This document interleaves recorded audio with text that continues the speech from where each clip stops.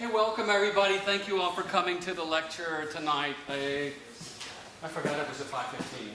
I thought we started at 5:30, but this is a good time. So this is the fourth lecture in the series. Some of you may know because you participated in the events that we're doing with the lectures, practice discussions.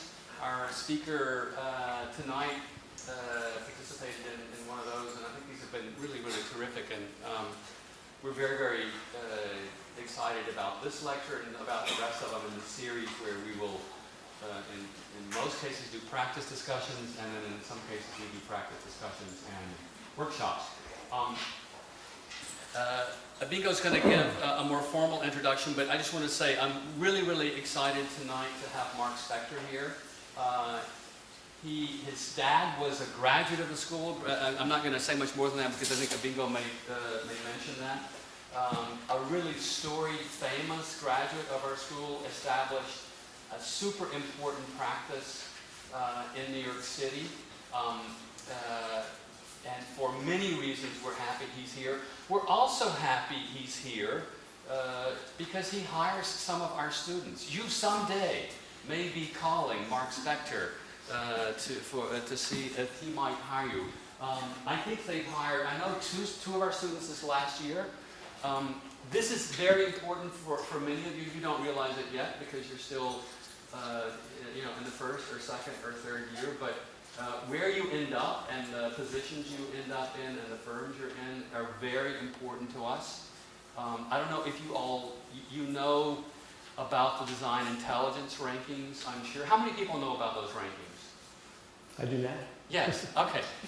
You know they rank, design intelligence ranks schools, they rank people, but they also this year for the first time ranked schools by there's a ranking this year by the number of people who get hired from the school.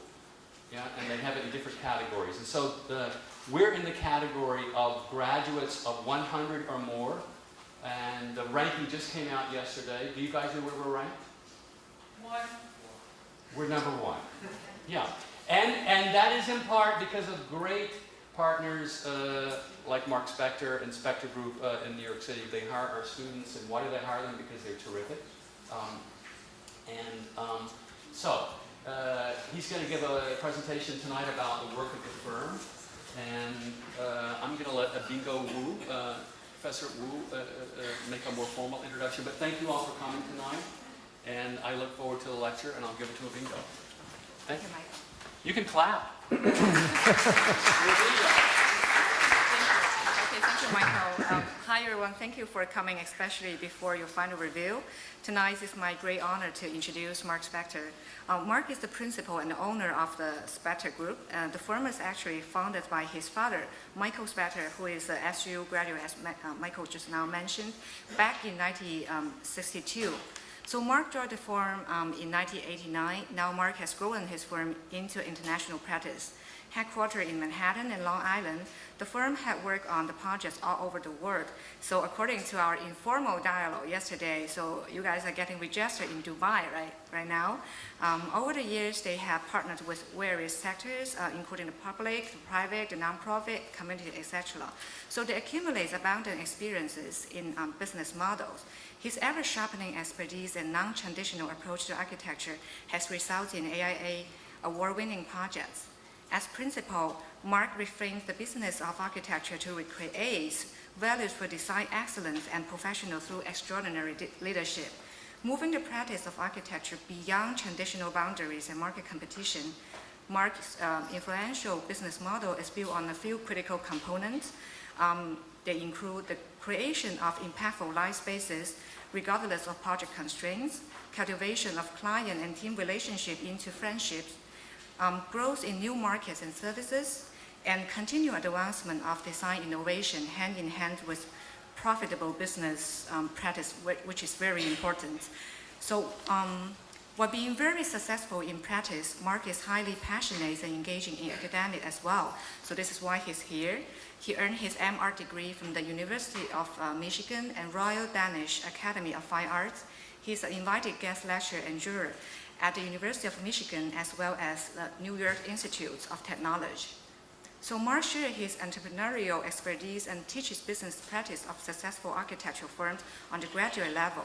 Bridging the theory and practice, tonight he will share with us the strategies they developed in the firm over the years to communicate the value of design to the outsides of the professions. So welcome, Marc. Oh, thank you. Thank you. I'm good. You guys, first of all, give a round of applause to yourself, please, for being an architect and for wanting to go through this education process to, fulfill your dream and passion of perhaps being an architect. The schooling is obviously difficult and challenging and stressful. No more challenging than when you come out of school and wanting to participate in the workforce. So congratulations to all of you.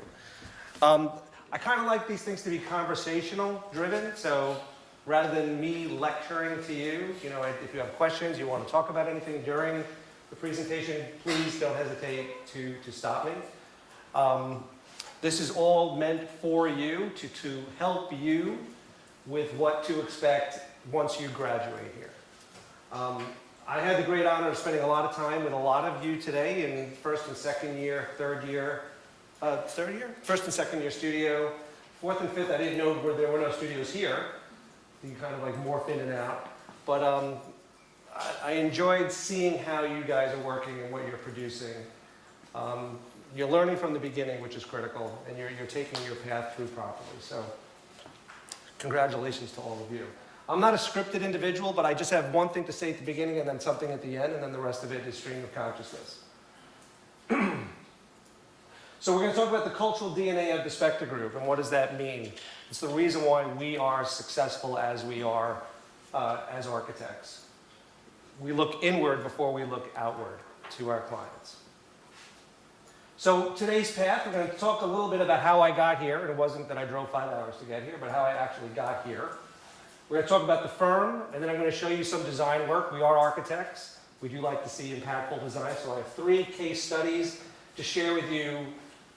Simply, Jpmorgan Chase Center, fantastic project in New York City that is going into construction. The reimagination of the Buffalo Central Terminal. I'm not sure if any of you are familiar with this enormous landmark edifice in the southern part of Buffalo. We're actually in the early stages of the reimagination and the redesign of this historic landmark Art Deco structure. I'm going to take you through different practices, relationships, design, how we grow, what am I looking for in you as we continue to interview and recruit from the university, lessons learned. And then I've got a couple of neat stories to tell you about the coolest experience I've ever had as an architect. The story itself has nothing to do with architecture, but it's related to architecture. And then finally, case study, Brookfield Place, which is down at the World Trade Center site, overlooking the entire memorial and the museum. So, real quick, do you want to do that first? Let me do this first. So, I lead an architectural practice of design as the power to enable creativity and the design as a business. These are dual aspects that are critical to our profession and have value.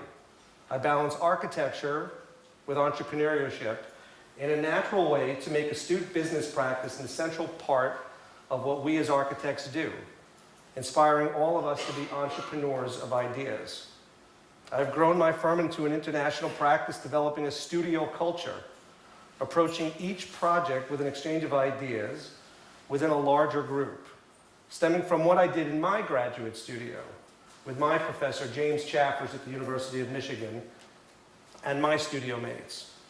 Rather than stifling individual initiatives, I provide others a safe environment for creativity and for the opportunity to talk and think out loud and to flourish.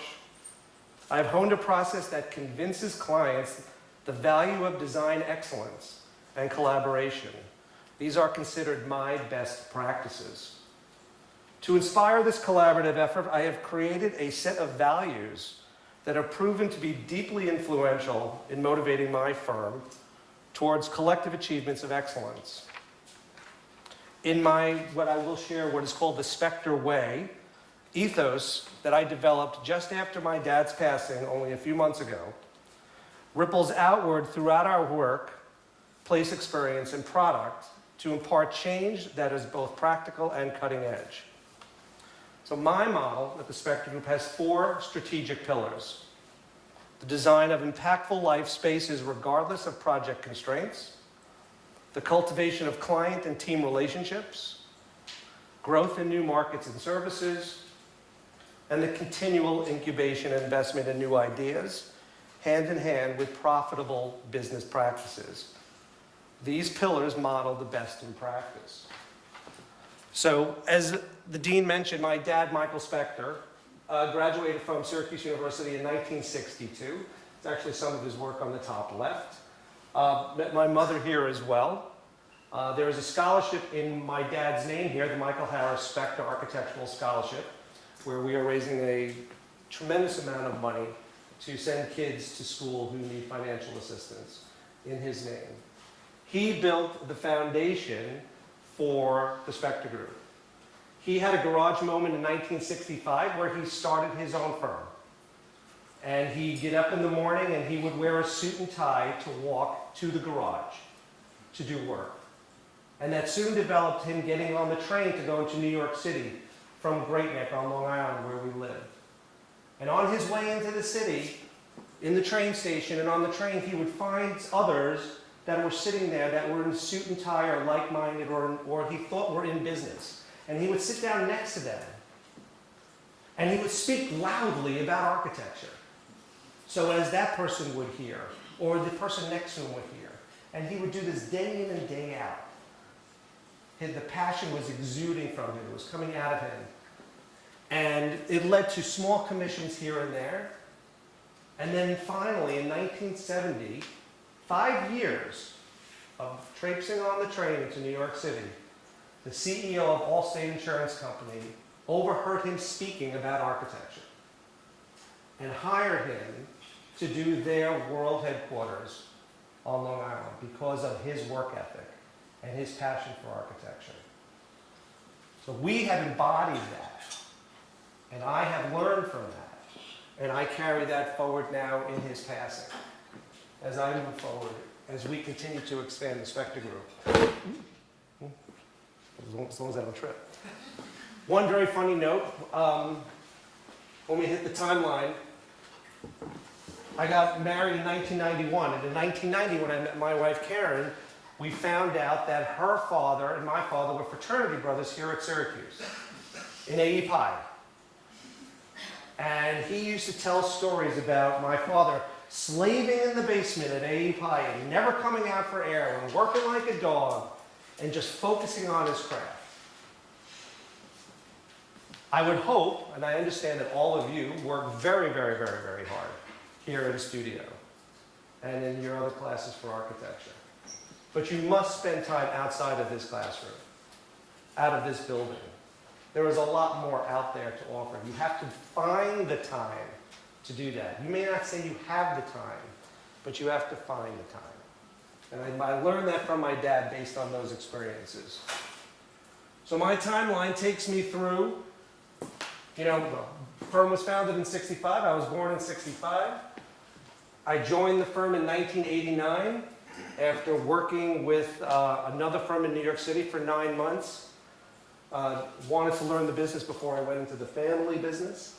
And then worked my way through the Spector Group, working in every aspect of the company, whether it's construction documents, junior draftsmen, marketing, business development, and slowly had to build an understanding of every aspect of that company, knowing that if I ever had to run that company solely, just me, as a licensed professional, I could do it.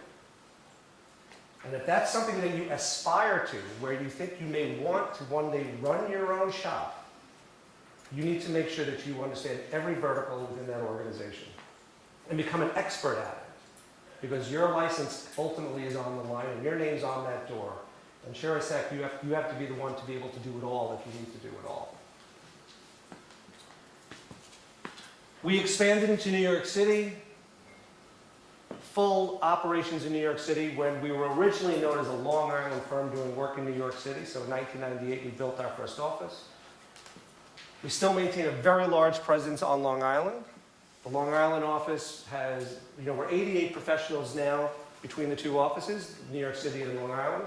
Both have different disciplines.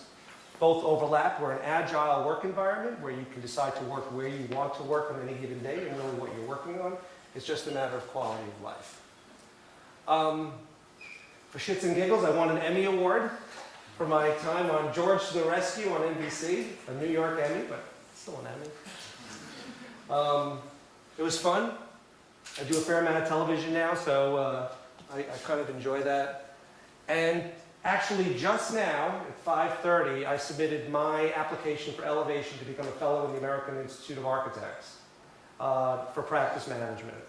And the same year and age that my dad did it when he was 52 years old. So there's some meaning behind all of that, and who knows, I'm hopeful to see if it happens. Any questions? Eli? My nephew Eli is here, by the way. Came all the way over from Falk, across the quad, to come and spend time with us. Thank you, Eli. So let's play the quick tape on this, and then we'll go into this.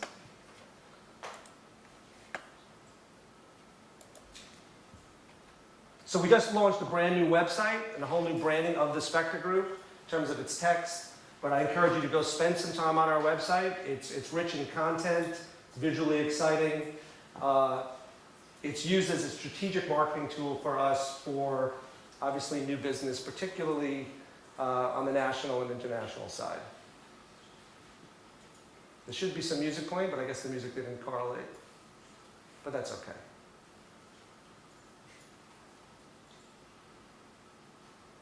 If you're ever on 34th Street and Madison Avenue, is it repeating? Yeah. Oh, okay. That was a good try. We still sketch. We still open up all design work with a hand, not with the computer. Thank you. Okay, so that's good to know. So let's go to the Spector Group. 1, 2, couple more. Next one. Terrific. So just basic on the firm. So we're in our 52nd year of doing business. Established in 65, we're in 3rd generation. We are expecting to pass this into the 4th generation. That's the reason why I work as hard as I do to ensure that it travels. We are the 6th largest in New York. We don't want to be in the top 5. Top 5 gets darts thrown at them all the time. 6 allows us to stay just under the radar, and it's great. 40th largest in the United States, 2,000 plus clients, 100 plus AIA awards, and we're 88 strong right now. So we are primarily architects. We are not engineers. We focus on everything, all the peripherals of architecture, which include interior design, programming, and workplace strategy. I'm not sure, are any of you learning and understanding what workplace strategy is? Have you learned that yet? Something to note the box. Architectural technical advisory services. We have teams out wherever there's natural disasters across the country, doing post and pre-mitigation loss for insurance companies, going in, assessing damage, putting together reports for insurance companies to pay their clients. Sustainable design. Everything that comes out of the Spector Group is 100% sustainable. Doesn't necessarily mean it has to be LEED certified. The whole concept of LEED certification is kind of moving by the wayside. It's becoming more cachet. It's not needed anymore. Everything that is specified has a sustainable product associated with it. Europe has already moved to that model. The United States is right behind it. So 5 of our we are's, we're innovative but reliable. Think about what that says. Enthusiastic but experienced. Successful but very, very humble. Hungry but never reckless. And interesting but not surprising. So this is all about design, but we understand the value of money and time and schedule and budget. So as we're based in the city and on Long Island, we are opening in Newark in 2019. Newark is the next Williamsburg. We're involved with some incredible work in Newark right now. We're going to be announcing a reveal of a major project for a Fortune 3 company that we're getting ready to finish. We are renovating a cathedral in northern Newark for technology space. I'm not permitted to go into it any further because we're under CA, but you'll hear about it come January. I can promise you that. And we are going through our registration process in Dubai, which has proven to be very cumbersome and lengthy.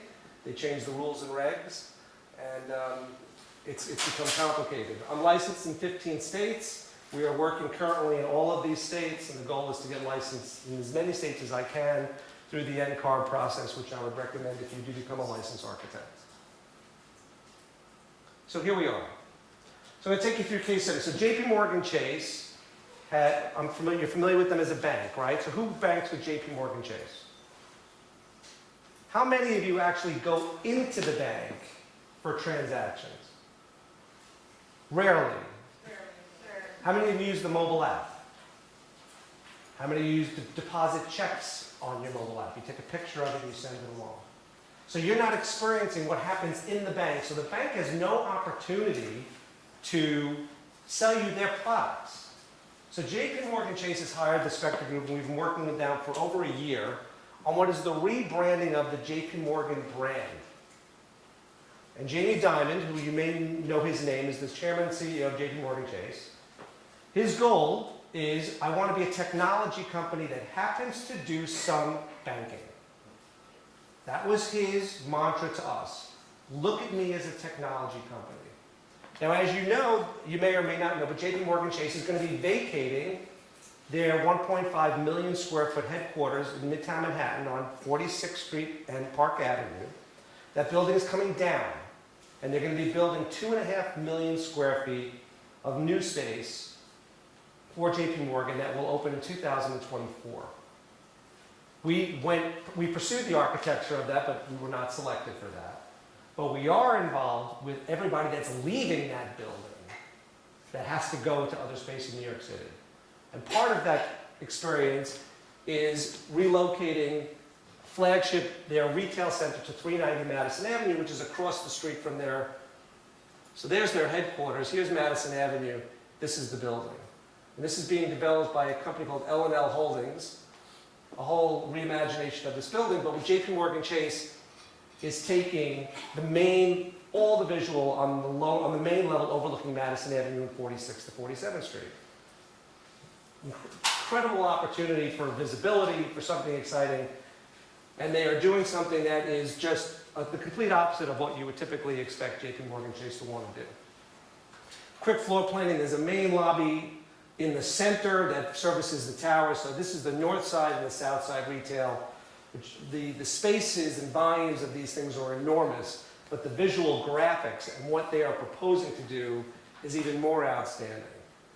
And it is so non-conventional that there is some concern that it just may be too overboard. But they're committed to going down this road and wanting to show something that is so non-Chase driven, all in an effort to attract you to come into the bank where they can talk to you about other services besides banking. That's the whole concept behind wanting to do what we're doing. Amazing construction shots. You can see this edifice. This is the largest piece of angled glass that's non-framed in New York City on any construction site right now that's just getting installed.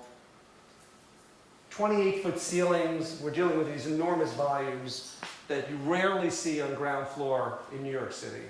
And some of the quick renders look from Madison Avenue. You can see what we're doing to link the north side and the south side with a common lobby. We're permitted to light up the building in Chase Blue. And you can see it, all of the technology that we're attempting to create on the corner of this space over here. All about the Chase experience.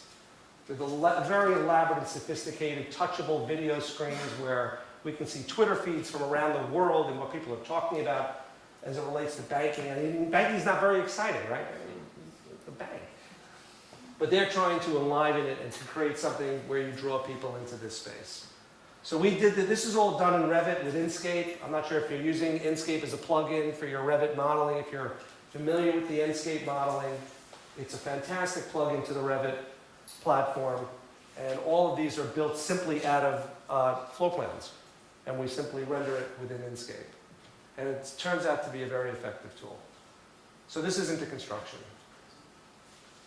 So let's talk a little bit about the Spector Groups, the cultural DNA, and this is when we look inward. And this is very poignant right now because I'm in the middle of going through and finishing all the evaluations of every team member at the Spector Group. And it's an arduous, but it's a very important process. It's about re-recruiting those that are currently working for us to get a full understanding of their happiness level. Are they comfortable at the Spector Group? Is there anything that I'm not doing as a CEO that I should be doing? They're evaluating me as the owner. And it's very candid, it's very open, it's very transparent, and I'm learning an awful lot about leadership, what I'm doing right, and really what I'm not doing right. And it's eye-opening. I'm not saying I'm doing a lot of things wrong, but there are clear things that I could improve upon. But it all goes back to what we call the Spector Group DNA. You know, if you're going to come to work for the Spector Group, we want you to be immersed, not integrated, two different words, immersed into the culture of the firm. We lead a very clear culture at the organization. It started with values. Now, what is a value? A value is a noun. What is a noun? Noun is non-actionable. So values such as respect and community and integrity and humility, they're not touchable. They're not actionable, right? They're what you aspire to be as far as value goes. And it goes back to our tagline is that we aspire to inspire. So what does that mean? What does aspire to inspire mean? It's not reachable. You're never going to reach it, but you always have to continue to try to reach it. So that's the aspiration side of it. So I looked at this and I said, this shit doesn't work. It doesn't work. It's not motivating my team. I'm not getting action out of my team as it relates to the culture that we have created at the Spector Group. So after my dad and Eli's grandfather passed away in January, I spent a lot of time building what is now called the Spector fundamentals. And I've developed 30, and it's an arbitrary number. It is by no means a fixed number. It could be 31, it could be 32, it could be 29. It just happens to be 30. Actionable behaviors that have accountability, that allow those that work for us to be at their best internally and with their client base and with their relationships. And so the Spector ways at Spector Group, our goal is to not be good, it's to be extraordinary. Extraordinary performance comes from extraordinary people, and the foundation for extraordinary people is an extraordinary culture. The 30 fundamentals that follow describe the behaviors that define the Spector Group culture. They set us apart and what makes us leaders in our field.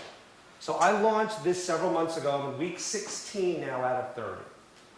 And every week, fundamental number X gets featured at meetings. It's discussed in the morning meetings that we have every Monday morning.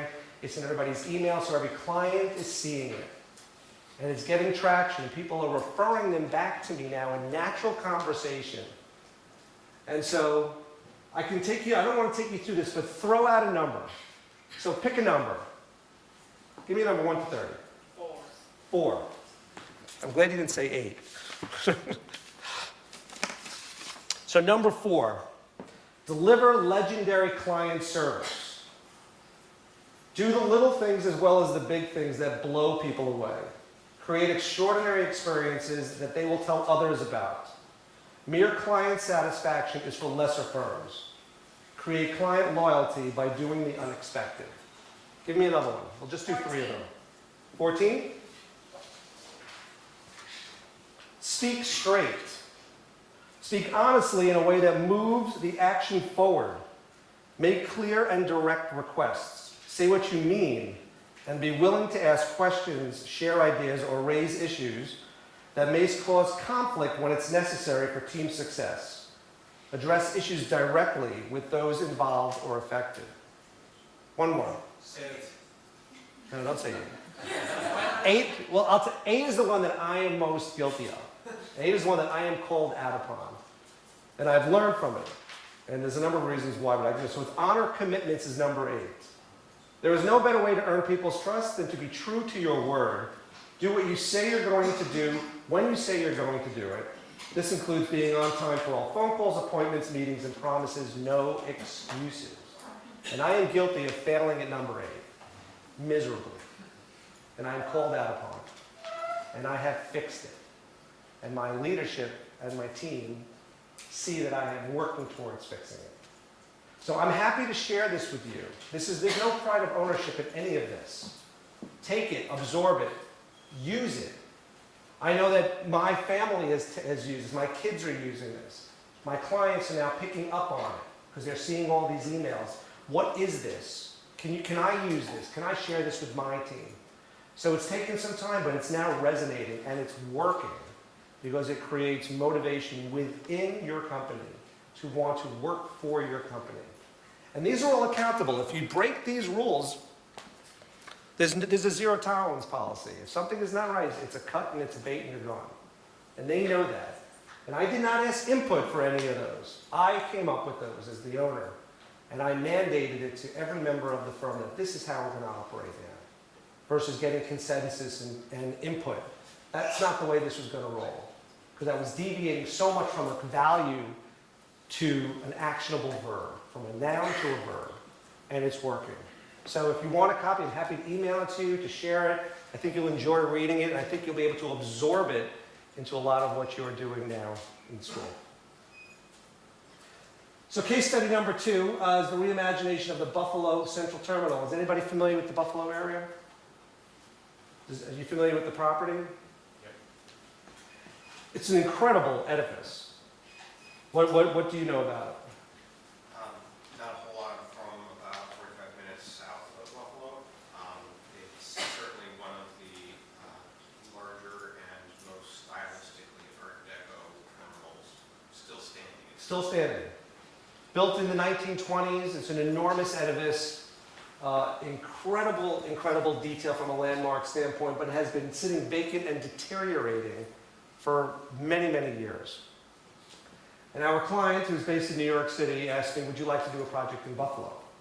I said, I haven't done a project in Buffalo. I've worked upstate, but I haven't done a project in Buffalo. So why don't you fly up and take a look? It's a small project.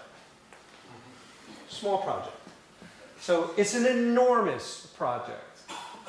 And you look at slides like this is existing condition. It is in massive disrepair. And we have a client who has a grand plan for this edifice. Multiple uses from hotel to retail to office space to sound stage to co-working space. Renovating the entire building. You're not allowed to add anything to the building. You can only work internally and we can restore the outside, but we're not allowed to add to the footprint of the site. So we started to go through a site planning process, as I know that you do, and obviously this was all done in early stages of AutoCAD. But we're talking about museum space, hotel lobby space, cafes, markets, like an Italy type of environment, exhibition hall, incredible amount of parking. We're working with the whole concept of the train and how to introduce the train into architecture. Multiple levels, working its way up. You know, venue space, speakeasy type of spaces. I'll show you the renderings of what we're trying to do here. Office space into the tower, reactivating the tower, which has been dormant forever, into Class A office space. So we're just starting to rethink of what this may look like and how this wants to be. And we're adding a 4-star hotel. We've changed the egress, so you're now able to drive underneath the main terminal room where you couldn't do that before for access, and we've increased the parking where there wasn't parking on top of the lower level decks. So this is very early. This is brand new work. So we've only shared this once with the client. This hasn't even gone to any type of city approvals. There's a tremendous graffiti movement organized in Buffalo, similar to like the Windward Walls in Miami. Have you seen the Windward Walls in Miami? All the amazing graffiti. We're bringing that to this edifice on this side over here.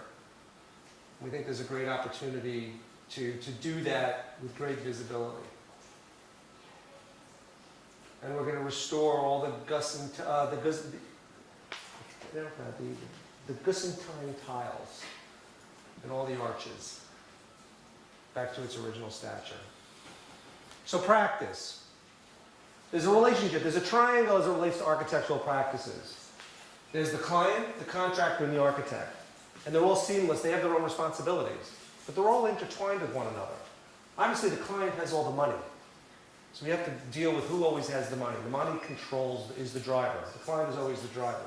But you can get a sense here of whose relationships are with who and the workflow of how it works between client, contractor, and architect.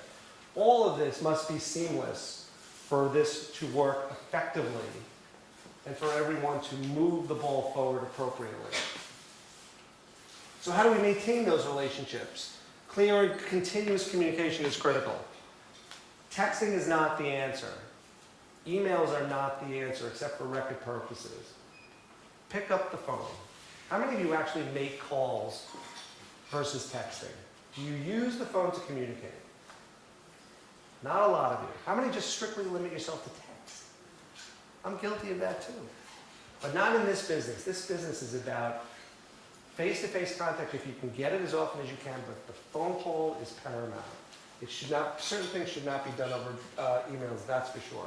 If you have to write an email that's more than 3 or 4 sentences, pick up the telephone. Because you know why? Nobody reads it. Nobody reads laundry lists of emails. I know, I don't. If I get an email from a client, it's that long, there's no way I'm reading it. I'll put it in the file, but I'm calling, can you explain to me what you just wrote? And that's the way you have to do it in this relationship. We're relationship driven. So how do we continue to grow? So we are in a very strong growth curve. The market is very, very strong in the field of architecture. Market for employment in and around New York City is very, very tight. You're coming out of school, and you're coming out of this school, you should first call me first, because we're absolutely hiring at all levels of education and competencies. And we'll talk about that in a few minutes in terms of what we look for from employment. But how do we grow? So we grow effectively. We always have to think about what's happening over the curve. Right now we're swinging up. The economy is strong.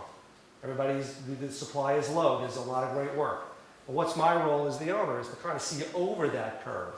And what happens if we dip down again like we did in 2008, long before you guys were even interested in this field. 2008 was a very, very difficult time for the field of architecture. It's when the world collapsed and most of the folks that were in the field left the field because they were laid off and they didn't come back into the field. So there's a huge shortage of talent now because of what happened then, interestingly enough. We haven't recovered from it. But the market is very, very rich with very, very talented people. And as you come out of school and you get ready to look for work, 2019, by far for us, our book of business is booked through 2019. We have enough work to sustain us well into 2020 at this point, and we continue to take on new work. And that's why we are looking for a lot of different people in a lot of different levels of architecture, from out of school right up to senior project management. So we're a global organization, but we are New York centric. So everything we like to do, we try and do out of the New York offices. And where we need partners and affiliates around the country, we localize. That's the benefit of being licensed in so many different states, is because we have those relationships in those states, and we simply need boots on the ground to allow us to procure the work. Other than what we're doing overseas, which we handle overseas, everything is handled easily outside in the New York markets. So you always need plan. You need strategic planning and visioning. So as I said a little earlier, as I do these evaluations, I'm being asked to project what my vision and my strategy from a revenue and growth standpoint is into 2024. 2024. No one's ever asked me, can you tell me what I'm going to be doing in 6 years? I didn't focus on 19 and 20 and 21. I'm not focused on 2024. So now I'm going through the process as a re-recruitment tool of those that are working for us, because they're interested in knowing what is my trajectory through 2024. It has to do with building your plan and what's your pipeline of work. Architects, what are we? We are a fee-based group. We are a fee-based profession. You're going to hire me to do a project, you're going to pay me a fee. You're not paying me every year to do the same thing, like an accountant during tax time. Most of the projects, unless you have repeat business and repeat clients, you're getting paid once, you do a wonderful project, the project is finished, they move in, and they're done for 10 years. Now, New York City, I'm not sure if many of you are interested in the New York City market, but New York City has 600, 700 million square feet of office space, that turns over every 10 years. A new tenant comes in, they have to demolish the existing space, they build new space. So you might be seeing a lot of new office buildings that are going up in New York City, and there are many. But if you have 100 buildings, for every 100 buildings, 99 of them are existing buildings that need to be renovated. 1 out of 100 are new structures.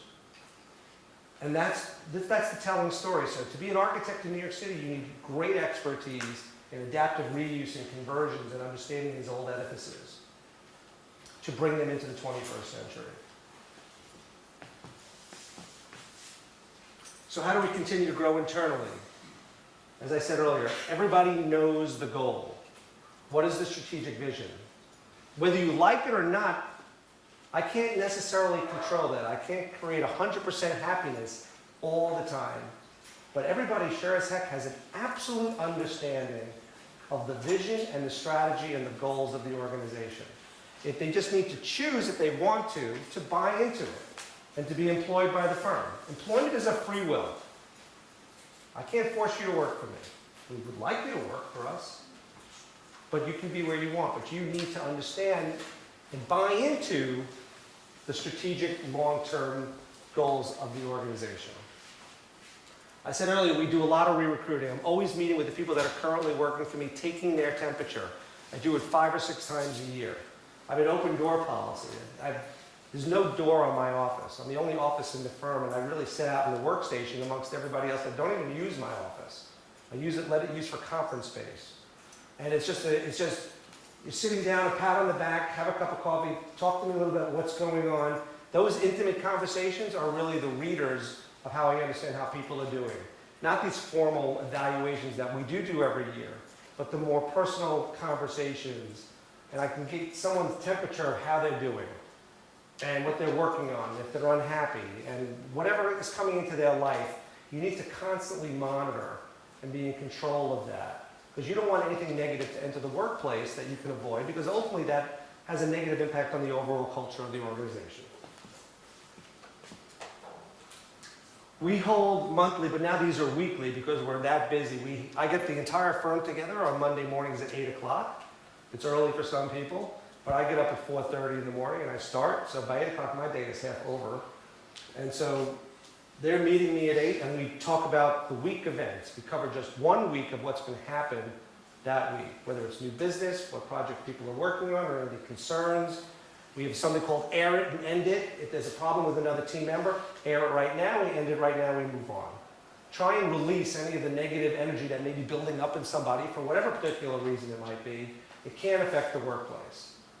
And so we create a structured environment where someone can have a safe place where they can air it, and then we end it. We're always talking about design. I mean, we are architects. We are passionate about architecture and design. How could you not talk about design? So we feature projects for conversation, for commentary, not necessarily if you're working on it, just to keep everybody completely updated in the firm. So let's talk about you. So what do I look for in a candidate? In my opinion, I can teach you any practical technique to do your work at my office. I can teach you Revit, I can teach you AutoCAD, I can teach you Rhino, Inkscape, 3D Max, Microsoft Word, Excel, every great program that's available. And we're always looking for new technology. We're always out there looking to see what's the best and the brightest for us to do better. I can't teach you passion and love for the field. I can get a sense if you have that by talking with you and interviewing with you and spending time with you. Our interview process is very linear. It's not just one meeting with me or one meeting with senior leadership. It goes back and forth for a week or two. Because we want you to be comfortable as much as with us as we are with you. And a relationship is created during that time. And I'll have a very good sense by the second or third time of meeting if you really give a shit about architecture. You really care about the profession and doing great work with wherever you want to be within the profession. Because there's a lot of verticals within what's considered an architect. But if you care about it, if you care about it and you show that, and it's proven to me, the world's your oyster at the Spector Group. We'll let you be involved in so many different things and aspects of the company No one is pigeonholed into any particular project unless you like doing door schedules and you like doing bathroom details. And I have one or two folks that just love doing that stuff. And they don't want to be bothered. They just want to do the schedules, finish schedules, toilet schedules, door schedules, fixture schedules. That's what they like to do. So we're happy to let them do it because that's what they love to do. So it's all about passion. And it works for us. So lessons learned when you're looking for a job. Obviously, you need to build a network of colleagues and mentors and friends. You know, research in detail the organization that you're working for. There's so much out there. On LinkedIn. If you follow me on LinkedIn, all I'm doing is talking about the architecture. I trolled Dean Speaks for a year and a half on LinkedIn. Asked him. I would comment on every damn thing the man was writing. Good, bad, or indifferent. Wanting to lecture here. He must have thought I was stalking him. Because at some point it was like, he would put it up and 30 seconds later I was just gone. And so I got here. Because I finally said, you got to let me lecture at this point. I want to be involved. But he is a testament to what the success of social media is. And you've got to use that to your advantage when you're going out and looking in the workplace. Volunteer. Internships. We don't call them internships anymore. They're more associate positions. The summer associates, year-long associates, winter associates. The AIA has gotten rid of the term internship. And we have a lot of folks that work with us for a year, whether they're gapping between their BSA and their master's, or they're just deciding what they want to do, if they want to be an architect. They're not sure. Define your purpose. Make an impression. You've got to stand out. Now, I'm all dressed in all black today, but this is not the way I go to work. I have the most fucked up pants and clothes sometimes when I go out for interviews, because people go, if you're crazy enough to wear that, you must be a creative guy, I'm going to give you this project. And they remember you. It's all about remembering you. It's all about making a statement subtly. So I was going to wear something, but I didn't wear it, but I'll send you a picture of what I would have worn. My wife is very happy that I didn't wear it. Stay positive and motivated. Look, this is all about attitude. And the following slide you're going to see, positive motivation and excitement and smiling goes so far that you don't even know it. You don't even realize it unless you're doing it. And when you come across someone who's not like that, you see what the negative impact that it has on your team. And good work-life balance. What you're involved in right now, there is no work-life balance. There's work. That's it. The way we operate is we demand that you have a life and that you get out of that office by 6 o'clock. That I don't want you working on the weekends unless you really, really have to. And that your family is as important as your work life. Your personal life is as important as your work life. And it's critical to success of the firm because people come back to work the next day. They're motivated. They're refreshed. Working all night. What good are you at your presentation the next day if you pulled an all-nighter? Even if you have the best work, if you have the best project you've ever done, if you can't present it, it's worthless. Right? Oh, no one's ever clapped for me. It's worthless. It absolutely is. So think about that for a minute. Presentation, the ability to orate, the ability to share your work effectively with voice and with understanding and with clarity is 50% of your work. If you can't share it, then no one else is going to understand it. So I would stress that there's classes in public speaking, Dale Carnegie. I train my team to be able to present. The most talented architect I have in my office has anxiety and is treating for it, but he can't present. He gets up in front of a room like this, he would melt and hit the floor. But he is one of the most prolific designers.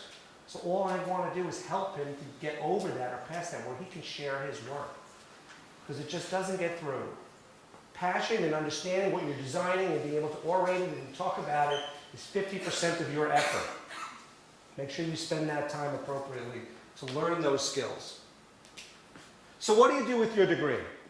I always say the smartest architect is one that doesn't practice architecture. What does that mean? That means as a registered architect or someone who has an education, if you choose not to get registered, you have tremendous value in other organizations, in other professions from your learning. The latest right now is artificial intelligence and encoding, where what you're learning here is invaluable into that industry. But if you chose to stay within the profession of real estate, the world of real estate, there's great combined degrees with Masters in Real Estate Development and Masters in Business Administration with your B-Arch or your M-Arch. Columbia has an incredible program where they combine the two. The University of Michigan, where I went, we're working with NYU to combine a degree at the Stern School of Business with the Masters of Architecture program, because it's so important that these cross-pollinate over one another. But with an architect degree, you could act as an owner's representative. You can go into construction. You could manage a real estate portfolio. You could be in real estate private equity. There's so many things to do with this degree if you choose not to practice it. I'm spending now, over the next 5 years, to morph more into architect developer, where we are now owning and operating what we are designing. Because as I said, if you're a for-profit organization, as a firm, as an architect, you're getting a fee. If you're on the ownership side, you have ownership. And so if there's an opportunity to take classes or get a full understanding in real estate development and finance, I would highly recommend that, because there is such synergy with a professional architecture degree. So finding success. I said it a few minutes ago, it's all about teamwork and being kind. You're not going to be able to silo yourself and do well here just on your own. So surround yourself with great people. And I tell my people every day, kill them with kindness. Just kill them with kindness. And that just really, really goes a long way. So we're going to go through one more case study, then I'm going to tell you an anecdote, and then we're going to be done and I'll take some questions. So Brookfield Place. Are you all familiar with what's downtown at the World Financial Center? Have you been down there to see the new 1, 3, 4 World Trade Center and the museum and the entire memorial? Are any of you not familiar with the area? Okay. So we were fortunate enough to be involved in an incredible project along the West Side Highway that is just opposite the memorial. So here's Brookfield Place, here's the memorial, here's Calatrava's Path Station. So the Spector Group was involved with what's called Brookfield Place, which is this main edifice entering into this very large complex and is now the entrance sequence into the Winter Garden that you see here, and this is the Hudson River. So this is our work. And it turned into just an incredible opportunity to be a part of the reimagination of this entire downtown campus, which is thriving right now. And what we did here, not only just the entrance pavilion and the path entrance below grade by the memorial to Calatrava's Path Station, is that we also activated all of the public space and the food space within there, what's called Hudson Eats. I'm not sure if you're familiar with it. But if you're ever downtown, it's an amazing dining experience.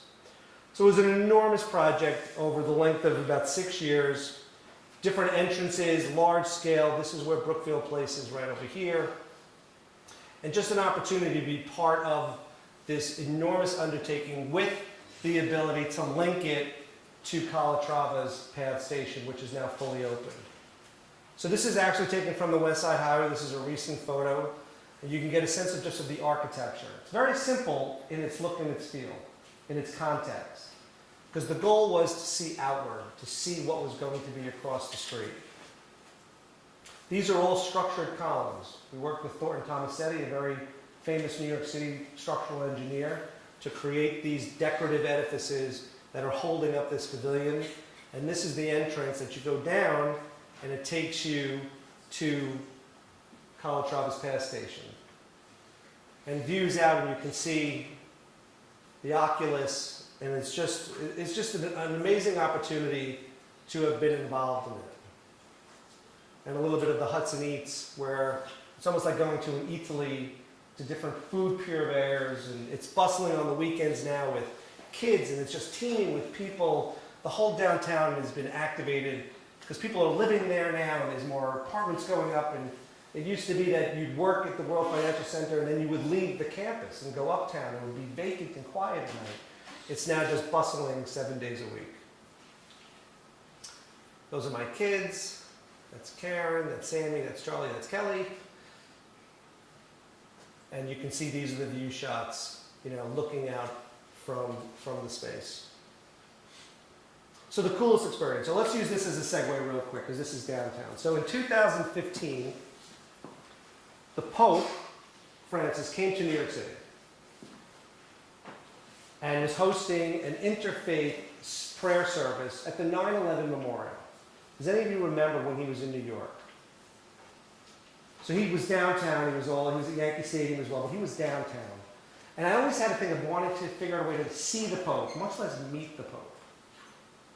So I contacted the gentleman that was running the event for Live Nation. Live Nation is actually the group that was running the event for the Pope. And I got myself to be a senior usher. And I was in charge of the Pope's posse, I call it, seating all the cardinals in their seats for this massive interfaith service. Now, it happened to be during the Jewish New Year. So I decided to wear a tallis, and I wore a yarmulke from the University of Michigan. Had a big yellow emblem.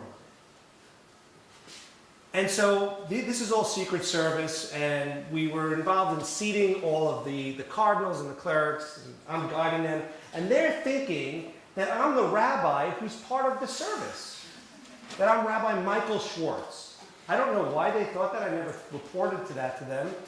So I got all of this unbelievable treatment and this access to everywhere the Pope was going to be. Me. So sure as heck, I find out where the Pope is going to situate, and where he's going to come out of his hidden, you know, they raise the curtains and he walks out with Cardinal Deegan. And so I stand right in front of that. I work my way right in front. And they start to play all the beautiful music. I'm going to have a video to see, but we'll bring it up in a second. And sure as heck, it opens up, and he walks right towards me. And he shakes my hand. And I wish him a Happy New Year in Hebrew. I go, Shana Tova. And he smiled at me. And Cardinal Deegan goes, oh, what a glorious day. And he continues down the path to the stage where we proceed to have the service. So this comes to a close. And the Wall Street Journal comes up to me, a report from the Wall Street Journal the next day, and says to me, who are you? I was like, who are you? And I proceed to tell him who I am, and sure as heck, the opening paragraph in the cover of the Journal is, Buddhists in saffron robes, Muslims in bright jihadis, and a conservative Jew in a blue and gold University of Michigan kippah gather Friday at the foundations of the original World Trade Center to pray with the leader of the Roman Catholic Church. Could you believe that? The cover the next day. So that was like my coolest moment. It had not much to do with architecture, but it was related to the fact that we worked out of the 9/11 memorial area, so I thought I would share, you know, it was pretty cool. You have to show the video. Yeah. So I'm going to close with this. And have any of you ever heard why the success of the Chinese bamboo tree? Does anybody know this from Mike Mason? Has anybody ever seen this? So I'm going to read something to you. It's going to take 1 minute. And then we'll wrap up and we'll go to some questions. And I use this. Where is it? Theory practice continue. Okay. And I close this at a lot of different meetings and a lot of different pitches because I think it resonates with the meaning of success. So, real quick. Let's see, I got blue and yellow with class. But they should be orange for today. So in the Far East, they have something that is called the Chinese bamboo tree. The Chinese bamboo tree takes 5 years to grow. They have to water and fertilize the ground where it is every day. And it doesn't break ground until the 5th year. But once it breaks through the ground, within 5 weeks, it grows 90 feet tall. Now the question is, does it grow 90 feet tall in 5 weeks or 5 years? What do you think? 5 years? Anybody else with the 5 years? 5 years, grow once. 5 years. The answer is obvious. It grows 90 feet tall, yes, in 5 years. Because at any time, had that person watering and nurturing and fertilizing that dream of growth, that bamboo tree would have died in the ground. And I can see people coming out talking to a guy out there watering and fertilizing the ground that's not showing anything. Hey, what are you doing? You've been out here so long time, my friend. And the conversation in the neighborhood is, are you growing a Chinese bamboo tree? Is that right? Yeah, that's correct. Well, anyone can see that nothing is showing up. So how long are you going to be working on this? How long have you been working on your dream that you have nothing to show? Is this all you have to show? So people are going to do this to you. And some people, the ones who water and wait, they stop. Because they don't see instant results. It doesn't happen quickly. They stop. Well, let me tell you from experience, you have to keep watering those dreams. They're not going to happen as quickly as you want them to happen. Lots of things are going to happen that will catch you off guard, that you will have to deal with, and will handle it as it comes. It's called life. And you've got to keep moving and keep plugging away. During challenging times, you just don't know. But you know what I discovered? When you're working on your dream, the harder the battle, the sweeter the victory. So why is that? You see, when it's hard and there is struggle, you see what you become in the process, which becomes more important than the dream. Far more important. The kind of person you become, the character that you build, the courage that you develop, the faith that you manifest in. It's something that when you get up in the morning, you look at yourself in the mirror, you're a different kind of person, and you walk with a different spirit. So people know that you know what life is, and that you've embraced it, and you knew it was hard, but you did it hard. And that is a symbolic statement embodies the true sense of wanting to be an architect and going through the process of becoming an architect. You need to stick with it, and you need to fight for it, and you need to love it. And if you do, the rest of it really is going to be easy. So thank you for having me. Go orange, and of course, go blue.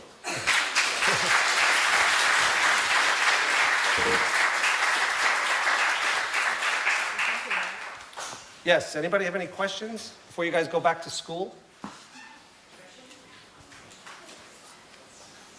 Eli, how you doing? Good? Did you good?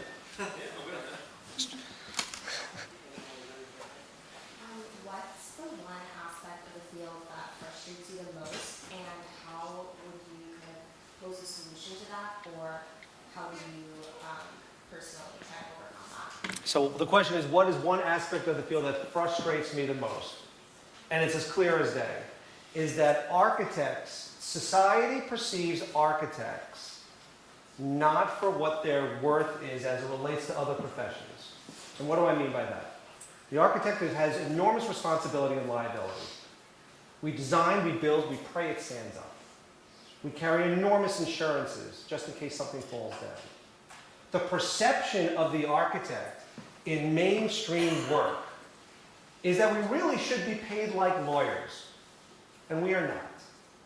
The perception is that the architect is the first sacrificial lamb to be taken when a project starts. Well, let's cut the architect's fee in half. We don't need him. We just need him to do this. And it goes back to educating your client to the value of what you bring to the table. We talked last night in dinner. Where's Midesh? Is he here? We talked last night at dinner about the value of architects. That we're not generating money. We're not creating capital. When in fact, I think that we are, because we're preserving capital. And if we're doing it efficiently, and if we're on schedule, and if we're on time, we're saving the client money. But architects are not paid what they should be paid for what we do. And I talk about this, I preach it, I get smacked around with it. And it's going to come from your generation to demand it, more so than mine to preach it day in and day out. It's the biggest problem we have, by far. Yes? So I have somewhat two questions. One would be, you mentioned earlier that you're licensed within multiple states. Yes. And I would like to reference a little bit because of how we graduate and we need to choose our first state or area of registration, what would you encourage that would be, and what would you suggest that a longer term plan of further developing your licensing would be best? Well, it's a good question. So the question is, where do you optimally want to get licensed? And what does that do? So I'm from New York. My family is from New York. New York, as I said, its market is an anomaly unto itself. It's its own microeconomy that the rest of the world can change. New York is not going to change. So we chose to set up practice there. It's a much more competitive set. So if you're registered in the state of New York and you're doing work in New York City, it's actually easier, and there is a perception that you're a great architect. Oh, we want an architect from New York to come and do this project in Chicago. We want an architect from New York to do this project in Miami. That happens all the time. We want the New York vibe, the grittiness, your expertise and understanding of... I'm doing a project in Costa Mesa, California. I've never worked in Costa Mesa, California before. It's in construction. We did Indeed's headquarters in Austin, Texas, because the head of facilities used to work at the NASDAQ that we represented here in New York. And he said, do you guys want to do a project in Texas? Sure. I'm not registered in Texas yet. So we were the design architect for Indeed's enormous campus in Austin, Texas. It's a matter of where you ultimately want to be. The New York license has a lot of leverage and a lot of cachet and carries us. And that's the reason why I'm licensed in all these different states, because we're practicing in those states. And I need to ensure that I can, if I need to do construction documents and I need to do, and sign and seal. When you register, you're signing and sealing, you're putting your license on the line. If I'm not registered in the state, I'll find an architect who is, and I'll joint venture with them. But we're finding there's value in, through the NCARB. Are you familiar with NCARB, NCARB? It's the National Council of Architects Registration Boards. So I'm on the steering committee there, and that is a vehicle for me to get registered in all these states very easily, other than California. You put it in, it's called state reciprocity, and you get licensed. And then you hold the license in that state, and they charge you money for each state that you're licensed. So the second part of the question was more or less on, so after you graduate and you know that this is a multidisciplinary field altogether, and you say that your firm is mostly architecturally based, but you're going to have contact with other types of engineers, electrical, plumbing, etc. How do you, as an architect, you need to at least be multidisciplinary at some basic level to kind of understand the context of each of them. And obviously registration comes along in play, but how do you know which connections with these engineering firms, etc., is a good supporting engineering? It's a very good question. So we go out and select the engineering team based on the project. What are the complexities and the competencies of the project? The nuances. And then we select from a variety of engineers that fit that. Like when we're designing studio spaces or broadcasting space in Times Square at CNBC or for the NASDAQ market site, there's only one engineer that I know can handle the acoustical work and the broadcasting work. There's only one gentleman that does this. So I go to them. Now what we're doing now, and it's in real time, is that I'm going to be hiring a mechanical engineer, one, and a structural engineer, and a civil engineer to work under the Spector Group's umbrella to dialogue with the engineering team on those projects. So they're like-minded, but he's representing the architect this time. And that's the first time that we're going to go down that route, but we're not publicizing it because other engineers are going to say, oh, now you're doing mechanical engineering, what do you need me for? Well, that's not the purpose. The purpose is to get like-minded communication. Anything else? Yes.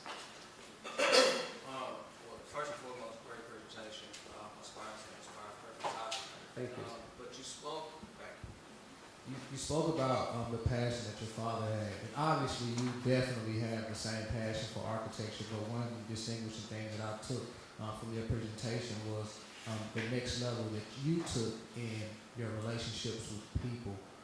You didn't speak about that in regards to your father, but in your perspective, that is like a almost pinnacle. So at what point did you believe you reached that point to go over and beyond just a passion for architecture, but a passion for people, because that's what I see your company representing. Thank you, thank you. I knew I was good at this, quite honestly. I knew I was good at this. I knew I had design talent. I knew I was a good conversationalist, and I had the ability to communicate. I've gotten myself into a lot of trouble just talking to everybody and anybody at any different time. Just recently on that project that I talked to you about that had the CA and the NDA in Newark, I was in an elevator talking to a colleague about this project, and somebody overheard me who knew the CEO of that company that I was under NDA with and CA with, and called him and said, "Your fucking architect is talking about your project." And 45 minutes later, I get a phone call. "What are you doing? You're under CA. You can't talk about this." I wasn't talking about it. "You were talking about it in the elevator." And I had no idea. So you learn from those things. So by being able to communicate your passion and your love and your desire for the field, I said it's 50% of the battle. My dad was a brilliant manager and communicator. I managed completely differently than he did. He was much more of an iron stick, not so much, true collaborating against all, disciplines and layers in the office. He had senior management that managed the firm with him, but wasn't necessarily interested in those that were coming out of school or sometimes barely even knew their name when they came to work for him. Where I'm completely the opposite. I need to know everything about everybody that comes through that door and what makes them tick. And that feeds me and allows me to be just a better leader to them and better with my clients. But it comes down to, you gotta want to do this. This is tough fucking work. Running this firm is very difficult. This is not easy. This profession is not easy. It's brutal, especially in a competitive market. It's brutal. But I educate myself. I read great books. Do all of you read? Do you enjoy reading? Nobody? There's 3 books to read. Good to Great by Jim Collins. Have you read it? Some of it I didn't like the perspective it was taken. I love Rich Dad Poor Dad. Okay. I think Good to Great taught me a lot about taking a good company and making it a great company. Jim Collins. Blue Ocean Strategy. Have anybody ever heard of Blue Ocean Strategy? Get the book or get the audio tape. It's about the whole concept of feeding and understanding your business in the red ocean of competition and staying out of it and swimming in the blue ocean. If you could master that, and I have not mastered this, and I have read this book 20 times already, I can't seem to just swim in the damn blue ocean. I gotta get there. So I'm aspiring to swim in the blue ocean. And the other one is, Who Moved My Cheese? Read that book. It's about your life, it's about your work-life balance, what's important. It's a motivational fable. It's this thick, probably take you a half hour to read, but go read it. Those 3 books. Good questions, thank you. Yes? Does your firm have a particular stance or philosophy that sort of like drives your design work? So the question is, do we have like a signature? Like Richard Meyer has the grid, right? Frank Gehry has the amorphic buildings that we're seeing. Yes. So our driver of that is that we want every one of our buildings and spaces to be completely different. That you can put 2 or 3 Spector Group projects together and you'll never know it's the same firm. Other than the fact that it's beautiful, it has impact. It's all about impact. And what is impact? It's that design impact. It's timeless and will last. But it's not like, I'm not putting a signature on any one of our projects now. And that's how we sell ourselves. Because they're so unique to the client and to the use. And we go to painstaking efforts to ensure that it is. We don't reinvent the wheel every time, because you can't. But I would be remiss if you were able to say Spector Group did those 4 projects. If I lined 4 projects up with other architects, you wouldn't be able to pick it out. Because they're that different. It's a good question. Can I take one more? Sure. I have to drive back to New York City tonight. Anybody want to come? I gotta be in the city at 8 o'clock tomorrow morning. Yes? Do you hate any type of architecture? Do I hate anything? Hate's a bad word. I don't hate anything. I may dislike, but I don't hate. Do I dislike any type of architecture? I never thought of that, quite honestly. I'm fascinated by architecture. I walk around the streets of Manhattan with my head up. I'm never looking at my PD, I'm always looking up. You can always tell architects are always looking up and not looking down. Look, I don't agree with some of what I see and what gets built all the time. You know, I think the Freedom Tower could have been, SOM could have done a much better job at the Freedom Tower, given the nature and the importance of that building. I think that came in, I was underwhelmed with that building. College Drive's Path Station, I'm not sure if you've seen it, is having some weather-related issues already. Given where it is and its proximity, there's tons of pollution down there. The white is a little off-white, there's cracking going on. It's not what he intended, for sure. It's magnificent. It's leaking. The skylight is leaking. I'm not sure if you know that, but the spine opens to allow natural light in. When it's sealed, it's leaking.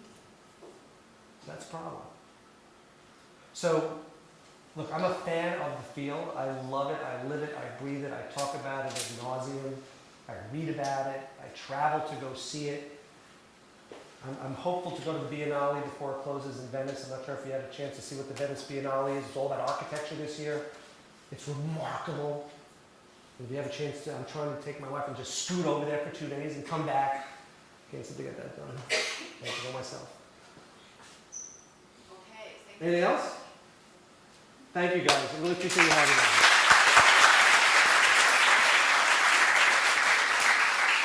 My contact information is available. I'm happy to send you any of this, whatever we read. If you're interested in talking to us about internships, summer, winter, year-long, what you want to do after graduation, I'm happy to talk to you. I'm immediately available, email or text. We'll hear from you back very quickly. If you're in the city, please come and visit with us. We're on 34th and Madison Avenue. It's a great office space. Thank you.